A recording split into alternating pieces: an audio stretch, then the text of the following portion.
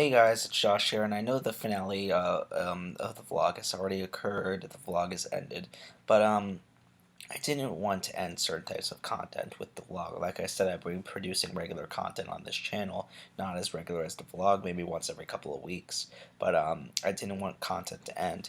And one of the things I'm still very passionate about and still plan on making videos about is A Song of Ice and Fire, or Game of Thrones if you're a TV watcher.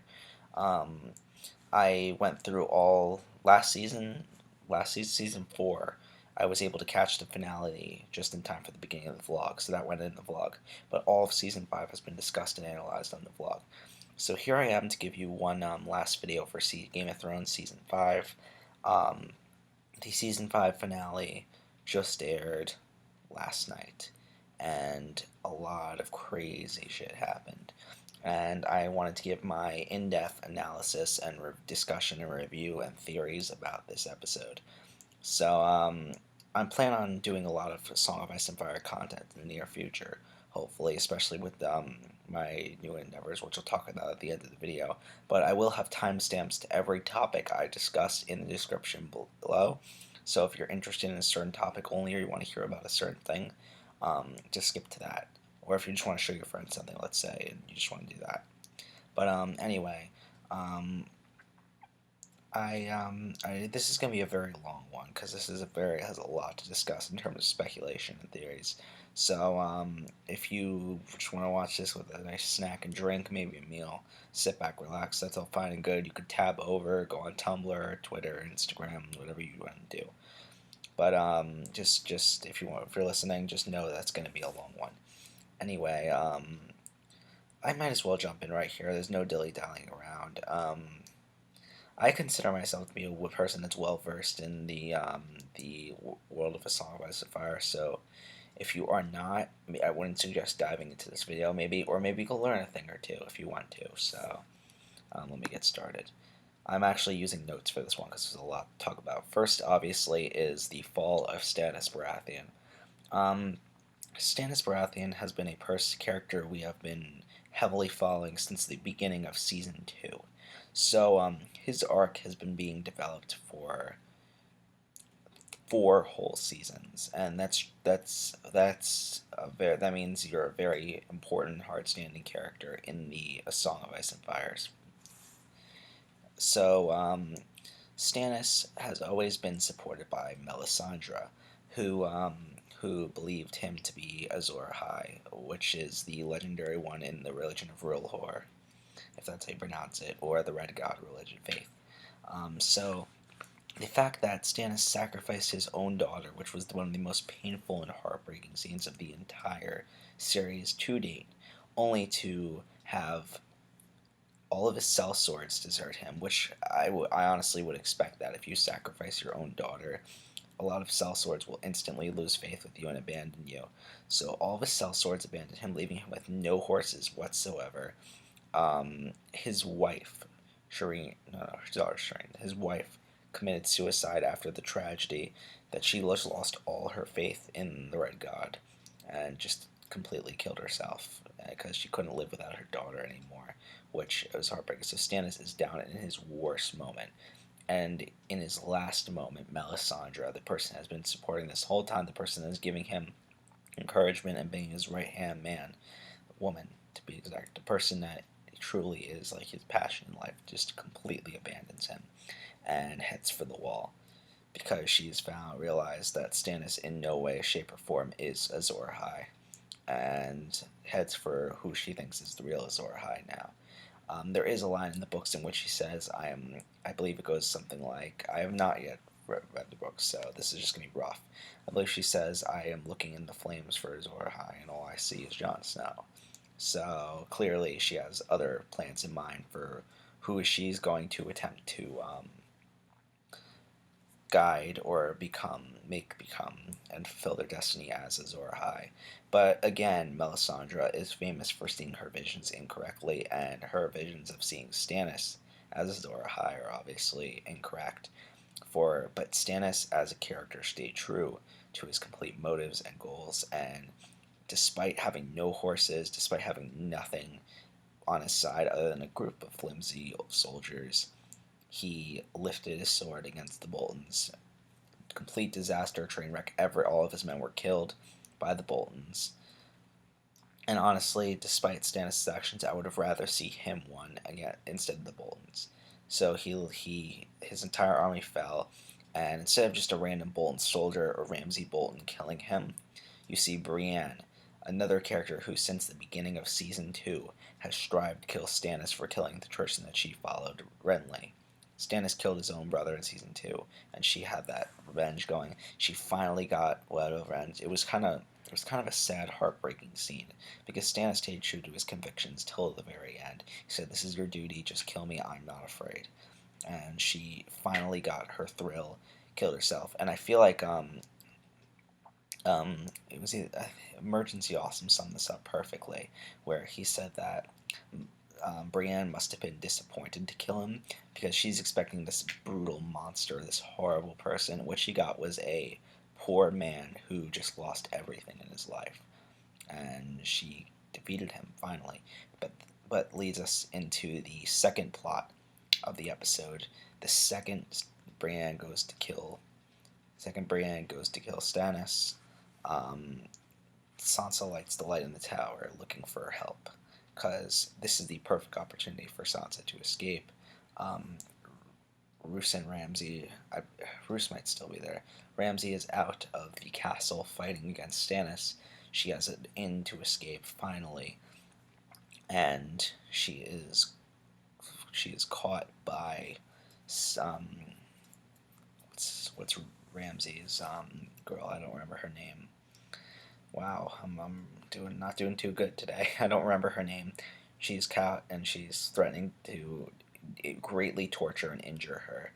And finally, the moment we have been waiting for 2 whole seasons, Theon rebels against her, pushing her off a cliff in one of the best, most satisfying scenes of the entire season. And together, him and Sansa escape. However, it is not sure whether they survived or not. However, they jumped the same exact height, but the snow, as the girl fell. However, the snow seemed a little bit better suited for their fall, so they could have survived. We don't know. It's a cliffhanger for the next season. I'm pretty sure they survived. They wouldn't kill Sansa that way, seeing how much of an important character she is, especially a Stark character. All the Stark characters have these big, huge deaths so far, and killing Sansa in that way would just completely defeat that motif. And I feel like they wouldn't do that. Maybe Theon might have survived the wall, but the thing is going to be interesting to see a dynamic there in which Theon and Sansa are trying to escape and travel together to find safety. Unless they're rescued by Brienne almost instantaneously, it's going to be hard because Theon simply can't function in society anymore. He's been so broken mentally that he can't even complete sentences. So it's kind of like Neville's parents in Harry Potter, how after they were tortured by the Death Eaters, they were completely destroyed as people and weren't functional in society anymore. So I think that's what happened with Theon.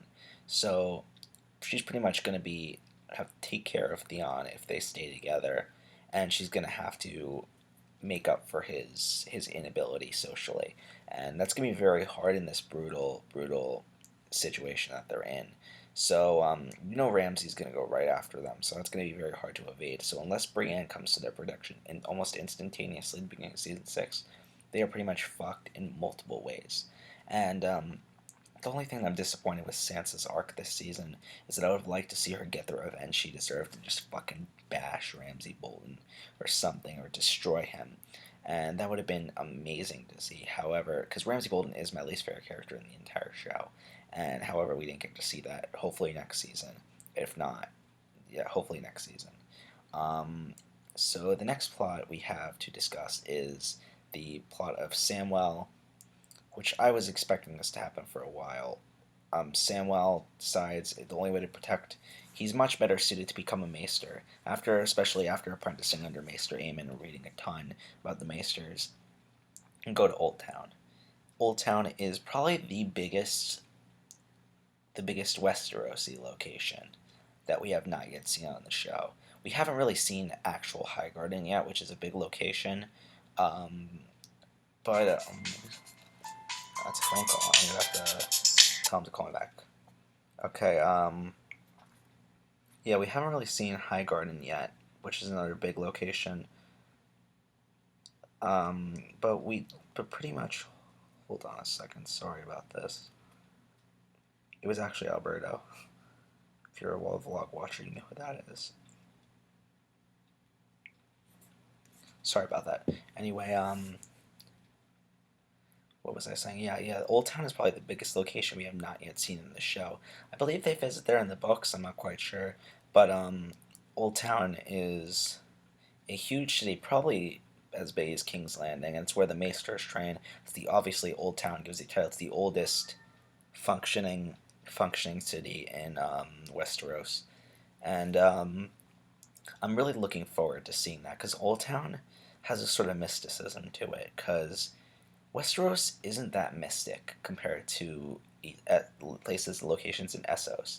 So seeing like that's why Oldtown has this mysticism to it because we have not yet seen it. Like we've seen almost everywhere in Westeros. Like Highgarden doesn't really have mysticism to it because we've seen the people from there. We have seen no one for that has been to Oldtown except for we don't know what characters have been to except for Maester Aemon. And Maester Aemon has been in the wall too long and away from Oldtown for too long to fully give a good recount of it. Therefore, it's going to be great to actually see Samwell in Oldtown. And I'm really looking forward to seeing Oldtown, the cinematography they do, their location they do there, and everything. So the next plot is that Arya kills. Arya finally gets one person off her list. Well, this is the second person she got on her list because technically the Hound was on her list. So she finally gets this person off her list, Meryn Trant, who is built up in these past couple episodes to be this disgusting, horrible, despicable person. One of the worst people on the show. He's just a filthy, horrible person that you want to see get everything he deserves. I was almost cheering when she was brutally murdered by Arya. And if a show can make you cheer for someone getting brutally murdered, you know it's good. So, but however, she did completely turn it around and go completely against everything she's been training for in the House of the Face. Not House of Dying. That's in Essos. House of Wolverine. That's in Karth. I'm talking about the House of Black and White. Sorry about that. So yeah, she finally gets her revenge. However, she is punished for it because she is not able to escape her identity, become no one, and she slays Arya Stark, and she kills the person that she is not supposed to kill, and in turn, something is taken from her sight. However, this may. I feel like this magic, like, then all this stuff finally, like, I know that the Faceless Men have been, like, doing stuff, but that could be just, like, some weird blood magic or something. But I feel like this scene alone finally proves that, the Many-Faced God is one of the true, real gods in this mythology. Because like I'm not really convinced that the Faith of the Seven are legit yet, but I'm definitely convinced that R'hllor is real and the Great Other is real. Now I'm convinced that the Many-Faced God is real. The Many-Faced God might also be the Faith of the Seven in different interpretations, so we don't know yet. But she loses her sight, and this is gonna be a different step for Arya because Arya has always been the most one of the most harsh, witty characters on the show, and the fact that she loses her sight might completely take a toll on her. But I'm really looking forward to see what they do with Arya. I was kind of disappointed because I was really looking forward to her progression in the Faceless Faith and everything, but it slowly became it just it sort of got a little boring for me. It became one of my least favorite arcs of the season, and I was really disappointed. Oh my god, my foot's itchy. I was really disappointed in how that happened, so I'm hoping that picks up really, really fast in the next season. Um, okay, so then we have what is perhaps something that I was not expecting at all, especially after Ilaria Sand made her vow to the King of Dorne, the Prince of Dorne, Prince Durand, and said she would not harm any of the Lannisters. As the Sand Snakes are masters with poison, she kisses she kisses Myrcella goodbye as they're on their way to back to King's Landing with Jaime. Jaime has a really heartfelt scene with her that we thought was a little forced, simply because did she really know? Did she really believe that and think it was okay, or is she just like, is that a real thing? But it was still a well scripted scene nonetheless. However, instantaneously after this heartfelt scene, the poison that she was kissed by kicks in, and the Sand Snakes get their victory. However, as Tristane is on that ship and Jaime is on that ship, they're not gonna. I don't think they're going to turn it around necessarily. I do, however, think they will have major issues with Dorne, maybe even declare war. And I have a feeling the Sand Snakes are going to escape right now, because if they're caught by Prince Duran by this, they're done. They're fucked, because Prince Duran has had enough with their shit. And it's interesting because I feel like Prince Duran definitely has an ulterior motive deep down that he hasn't been showing yet. However, I feel like he's trying to hide it so well that even to his own people, the Sand Snakes, he is not giving them a clue of what it is. So he definitely has a motive where he wants to gain power, or do it just because it's Game of Thrones. I mean, he's part of the game. How is he gonna do his move? And I feel like he definitely has a plan deep down. Um, okay, but the Sand Snakes, I feel like, are now they're gonna escape. They're gonna evade. Maybe go to Westeros. Maybe go to Essos. We don't know yet.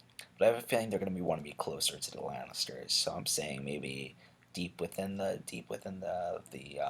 alleyways of King's Landing. Maybe they'll hide somewhere there where they can't really be caught. Maybe on an island or town near King's Landing, somewhere where they can like lay low until they have their chance. Because I feel like they really want to be part of this King's Landing action. Because they pretty much created a war between Dorne and the Crown, and it's gonna be. They pretty much started a war. If the war comes to fruition, I know no one wanted to start a war because it's a really bad position especially for King Tommen to be in, and like like a lot of people give King Tommen crap. I don't give it nearly as much crap as it is, because with the Faith of the Seventh thing, they're like, I mean, the Faith militant issue, they he clearly could not do anything. One, because he's a young kid and he doesn't have the ability to create authority yet. However, two, with the Faith militant in real life history and Westerosi history, um, has been a separate entity similar to the Night's Watch, in which they're not bound by the authority of the politics, and they're not connected to the politics of the Seven Kingdoms. So any of that political stuff, like how he couldn't fight for Stannis because he's not connected to the politics of the Seven Kingdoms, and the Night's Watch can't do anything. I feel like the Faith of the Seven don't have to go under the rule of the king, so they could charge the king for something and have him executed, and it will not be illegal at all, because they are a separate entity. It's kind of like the Pope and the Vatican in Western European history throughout the Middle Ages and stuff. So yeah, so back to what I was saying, Dorne's plot, it's going to have some problems, especially for King Tommen. Um, so now we're going to travel all the way to Essos for a while, and then we'll come back to Westeros. Um, so in Essos, as you know in the last episode, Daenerys escaped from the fighting pit, escaped from the why can't I remember their name off the top? Oh my god, the Sons of the Harpy. Escaped from the Sons of the Harpy. The insurgents got inside. They infiltrated the games and completely had them surrounded. Escaped on Drogon, who roasted all of the insurgents, and she flew off in the distance. You think she would have control over Dragon? Right? Wrong. Dragon refuses to fly her anywhere. Drops her off in the middle of the Dothraki Sea somewhere, and what do you know?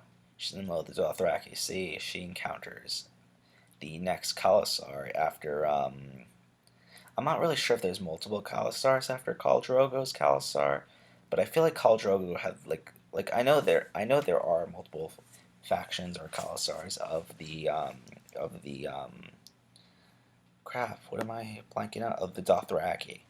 And I feel like Khal Drogo was the head, like probably had the most authority over most Dothraki, and I feel like maybe this is the second in command one, that because now Khal Drogo's, I think Dothraki have sort of blended in to Daenerys's Unsullied and her army, so that Khalasar is like sort of like no longer existing as a separate entity, and this is probably the second highest Khalasar next to Khal Drogo's, and they had Daenerys surrounded now. Unlike Khal Drogo's Khalasar, who protected her and treated her as queen, this is a completely different Khalasar, so they can do whatever the fuck they want to her. They can make her pretty much a sex slave if they wanted to, because they really have no idea who she is, because they're not involved in the politics of Meereen or anything. Completely separate entity. That's why I love about Essos more than Westeros, is that Westeros is all one big, like pretty much one big nation, other than the Free Folk and Dorne, are separated from the Seven Kingdoms. While Essos has so many different cultures and nations that aren't really interconnected, and so many different cultural influences from history, that I really like Essos, far more interests me as a continent. And that's why, so now we have no idea what's going to happen with that. Anything could happen to her, but the notice she drops her ring as from her engagement to Hisdar, who is now dead, as a hint. So if anyone comes looking for her, they'll know she was here. And they'll see the horse tracks too, and they'll realize that she was taken by a Khalasar, and maybe follow that. And I feel like that was very smart of her. If she hadn't done that, she might be lost forever. And I found that very interesting. And she was encountered, so we don't know what's going to happen with her. Maybe she'll form a new identity and maybe get much, much farther from taking Westeros. However, maybe she'll get them on her side and eventually have, if they have another Khalasar on their hands, they might be able to take Westeros. I mean, Khalasar is a very powerful entity, so if they have another one on their hands, they're really set. I mean, so now back to Meereen. Now that they have no one there, Meereen sent out so they decided Daario and Jorah decided they were going to team up and they were going to go on a quest to rescue Daenerys and find her from wherever she landed. They have no idea she's with the new Khalasar. They have no idea where Drogon took her. All they know is that they went north. So they're going to go north into the Dothraki Sea to try to find her, and that's probably going to be a quest, probably either half or all of season 6, depending on how that goes. But in this place, Tyrion and Grey Worm are left to control Meereen and keep it in check as a city, while Daario and Jorah are gone. So Tyrion obviously probably is the best fit to rule Meereen at this point in the place of Daenerys. However, he is Westerosi, so he's not going to have much authority over it. He's a Westerosi and an imp. So no matter how persuasive he is, and no matter how good at persuading the masters and everything he is, the Sons of the Harpy have not completely fallen, and they might go against him completely, and might destroy the entire thing. That's why I have Grey Worm there, who is sort of a similar. He is from the Summer Isles, which is a separate entity, but he is familiarized in that area. He was a slave, so he has authority over the slave folk, now free folk of that area. So Grey Worm, with Grey Worm there, they have a little bit more authority, not as much as they would have liked. I feel like Tyrion, especially that Varys comes back, I thought it was a little forced and a little cliche that Varys like, oh, I'm here now. There was no journey, separate arc for Varys. He just kind of showed up, and I feel like that is the nature of his character, really, because he is like a mysterious character that we don't know a lot about. I hope they reveal some of his mysteries as the season goes on, because he seems to know a lot of people. He has a network of spies all around Westeros to feed to Cersei. However, he has a network of spies in Essos, and which is really strange because I don't know how that happened unless he was initially from Essos. I might mix that up. But he has a network of spies in Essos, and the fact that he has that is outstanding.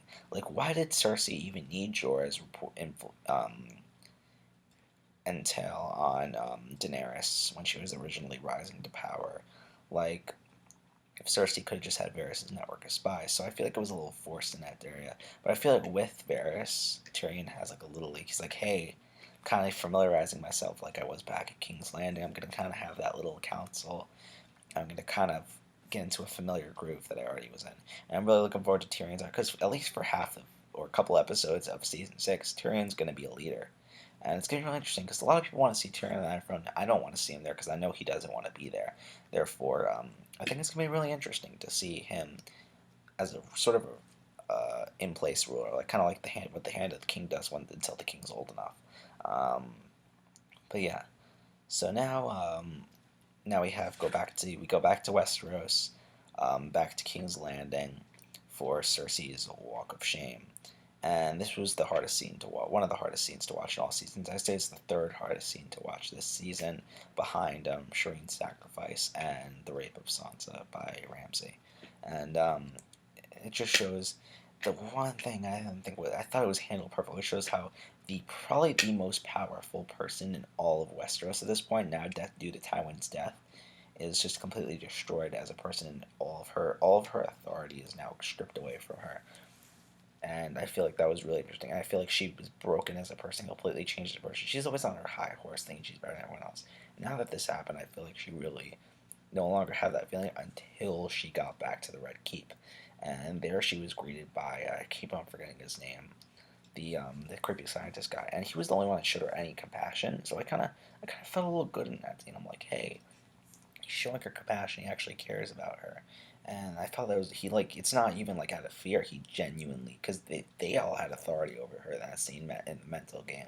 So he could have treated her however he wanted to, and he would have not had any like consequences against her, because Tommen wasn't around, and she doesn't have authority over him anymore. So he could treat her however he wants to. However, he did treat her with respect and kindness and caring, and I thought that was really good of his character. However, he is still a pretty evil guy, because he created a Frankenstein of sorts out of what's it called? Out of in the mountain's body, and how he lifted her up, and you saw the look in her face, like she's going to use him to kill all her enemies and destroy the Faith Militant. And that kind of changed, because I thought she would get a changed personality, maybe become a decent person, and actually have a religious experience there. However, I feel like she's going to be back to her old ways. I mean, she probably will. She probably will treat Tommen horribly, and if what's her name ever gets out of prison, no, I can't remember her name. Marjorie gets out of prison. Oh, she'll probably have her killed, instantly, despite the argumentation of Tommen. And we haven't seen Tommen in a while, so we don't know what he's doing. We don't even know if he knows what's going on. I mean, he probably knows his mom has been in the black cells because for a long time, because I think that's implied that she's been in the black cells for months. I mean, look how filthy she became. So, yeah, I don't know. Now for the main part of the episode, that's probably going to take the most time. I have to pee. Damn it, I'm going to have to rush this. Jon Snow is killed by his own men in a Julius Caesar perfect literary moment, in which I probably read in the books. It's one of the best. If I read it in the books, it would be one of the best literary moments. He's alerted that Benjen, who is a character we have not yet seen, we have not heard from or seen, he disappeared above the north of the wall in season 1, and we haven't seen him since. I forgot Benjen existed as a character until a couple of weeks ago, watching some theory content on YouTube, and I saw them mention Benjen. I'm like, oh yeah, that guy, Ned's brother, and Ollie walks in. He's like, Benjen, we heard Wilding knows Benjen. He's like, oh shit, I gotta find it. Goes out, and you see Trader on this plank, and you're like, oh no. And in probably the most shocking scene since the Red Wedding, he is stabbed by each member of the Night Dragon's Watch, and the final blow to Brute was Ollie stabs him for the watch, and Jon Snow falls down, and perhaps the person that's implied to be the main character, one of the potential candidates for Azor Ahai, dies in a pool of blood, and that's how it ends the season. The season ends with our main character died. This is probably the biggest kill off of a main character since Ned Stark in season 1. And since the Red Wedding, in which a bunch of main characters died. What am I thinking? But so I have a ton of theories, and this goes really far into theory. So if you're not, this is probably where you would want to tune out if you're not interested in the lore and history and magic and the religious stuff, and more into the political stuff. Um, so I have four possible theories of what can happen to Jon other than death, because I do not think he is dead. I feel like Melisandre just came back to the Wall. They just sacrificed Shireen to the Red God, or Rilnor, Rilor, Rilor, and she just sacrificed Shireen to there, and Stannis completely fails. She realizes Stannis is not Azor Ahai, runs away from Stannis, ends up by the Wall. Notice what she did earlier in the season, and one of the last shots of last season was her staring at Jon Snow into the eye and dramatic music playing. I feel like that's when she realized maybe he's Azor Ahai and not. She saw great promise in him as for Azor Ahai candidacy. And that's when she started losing her faith a little bit in Stannis, but she still kind of had that in Stannis. This episode, she completely lost her faith in Stannis and went to the Wall. Therefore, if she's around at the Wall right now, there's no way they're not going to put her to use. She may be able to use R'hllor's magic to resurrect him, especially since she sacrificed Shireen. Shireen gets sacrificed for the cause, but if Stannis isn't Azor Ahai, that won't go to that. It's not like you can pick, oh, I sacrifice her, I pick that she goes there. The Red God, just like Real God, works in mysterious ways, and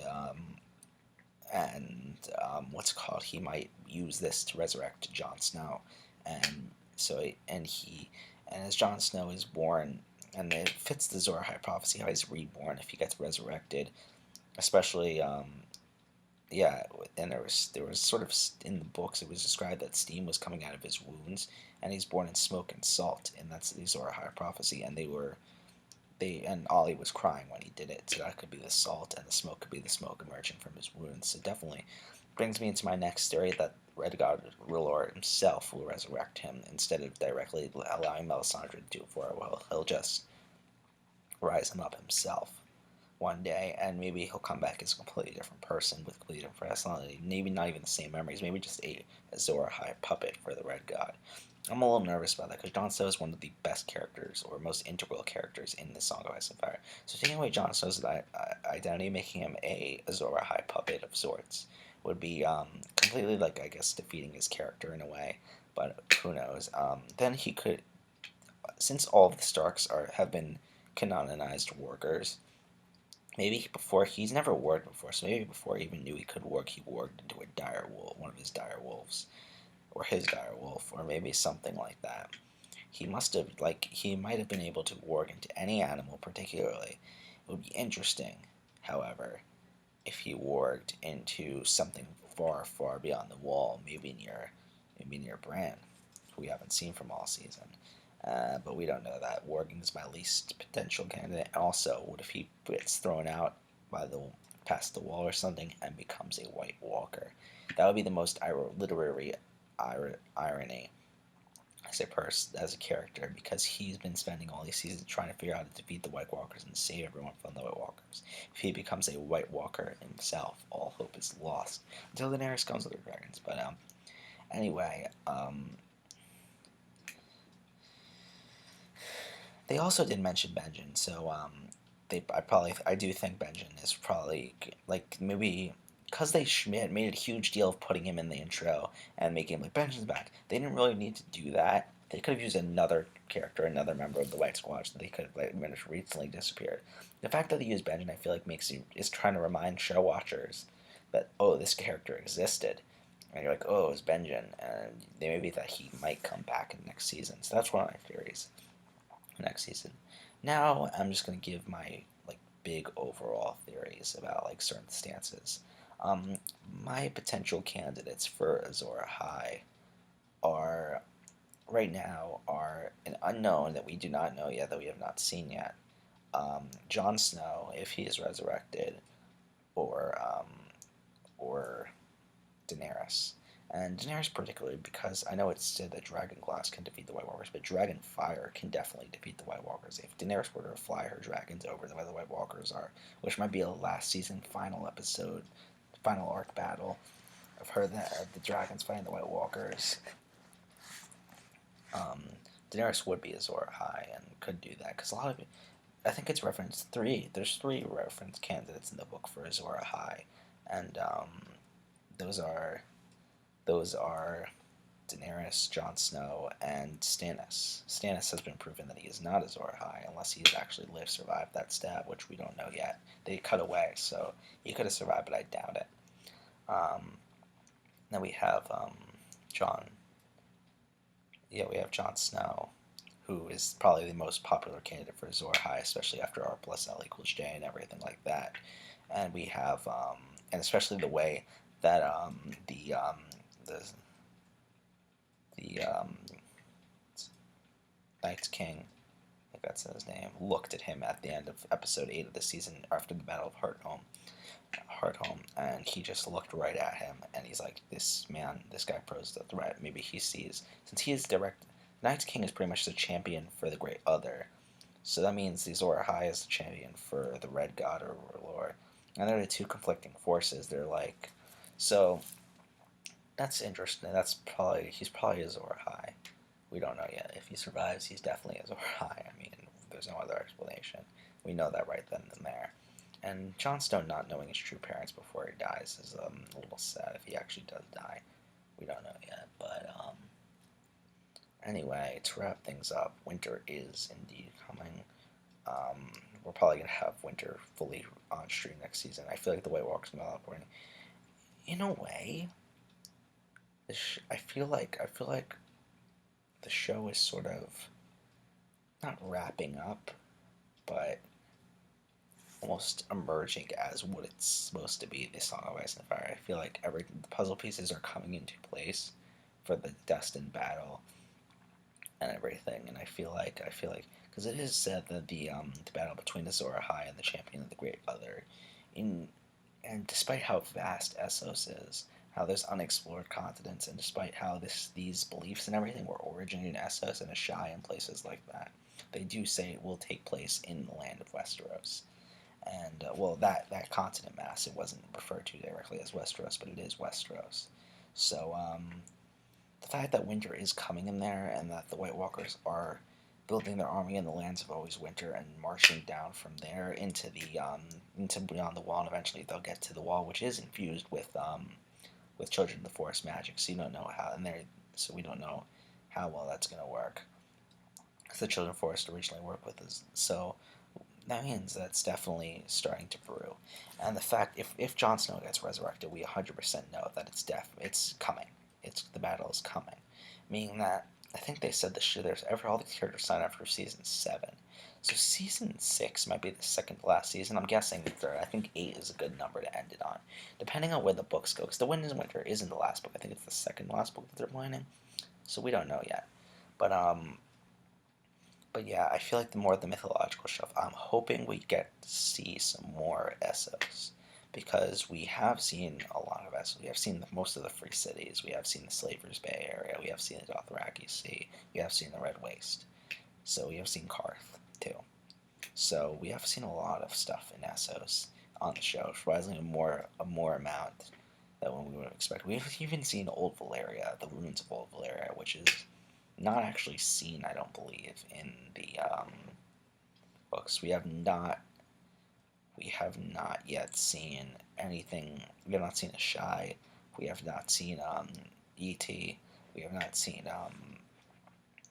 the Darklands, and I don't expect us to see that directly. I don't think we will see any of the area. They will definitely be more heavily referenced when the Azor Ahai battle comes, and especially if the Long Night returns, which is expected. I feel like we'll get a lot more dialogue reference, or maybe perspectives on ET too, which is probably the most untalked about or discussed region of the World of Ice and Fire, and but yeah. I thought this season was an interesting experiment with the show, because this had a lot of stuff that deviated from the books. Well, the first 4 seasons were apparently this is what happens in the books, this is what happens in the show.